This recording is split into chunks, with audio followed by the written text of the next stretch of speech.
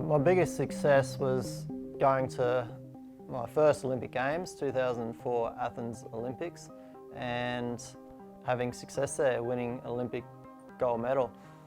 That journey that I had towards that moment was pretty crazy. I had a pretty big injury. I did my ACL on my left knee.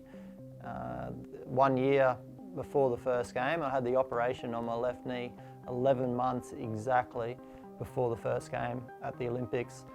The doctor told me that I wasn't going to be as fast or as fit as what I used to be, and I wanted to prove him wrong. So it took me good 6-7 months before I started playing hockey again, which gave me 3 or 4 months before the Olympics. I was pretty bad. I didn't know if I was going to make the Olympic Games, but thankfully I got that phone call from the coach that he selected me in that team. I was still having lots of trouble with my knee. I remember going to Athens. I was getting acupuncture in my knee because it was swelling up. And then I said to myself before the first game, I just got to go for it. So I did. I was lucky I scored 3 goals in my first game at those Olympic Games, which gave me a lot of confidence throughout that tournament. And we played particularly well. We had such a great team. And the Athens Olympics, we ended up winning, beating Holland in the final in extra time, which I scored the goal, which was a dream come true. So that was my biggest achievement and a goal I set out from a very young age to try to achieve. And that happened in my first Olympics when I was 25 years of age.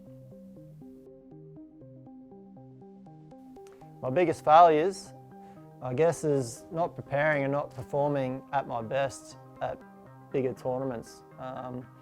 Most of them I think I did really well at, but there's probably a couple of tournaments where I was a little bit underprepared or injured, or I wasn't at my best when my best was required.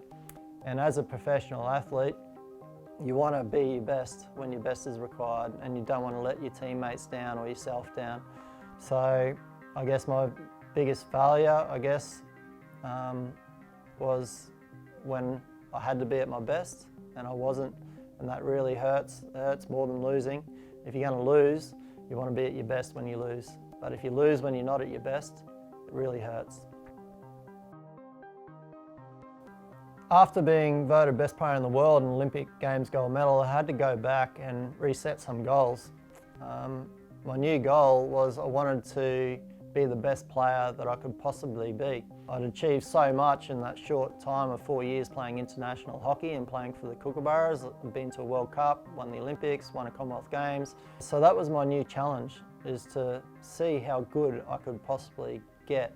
What I wanted to do then was learn more about my body, how I could push my body to new limits mentally and physically. I tried new things with my diet, with my yoga. I tried different things on the field and just set goals which I'd try to achieve. One of my pet hates was when I'd rock up to training, or my teammates would rock up to training and just go through the motions and not get anything out of it. I wanted to get something out of every single time I stood on the field. It was hard work, and I did a lot of hard work, especially when the coaches weren't watching. It's no secret, you know, everyone sees the fun stuff. Everyone sees you on the field playing for your country. That's the fun stuff. But you don't do that every day. So all those things, I was thinking about how to get better every single day and how to be the best player that I could possibly become. And it didn't take me, it took me a long time. You still have your ups and downs, your injuries, your missed selections, etc. But at the end of the day, when I stopped hockey, I was very proud that I got the most out of my body, mentally and physically.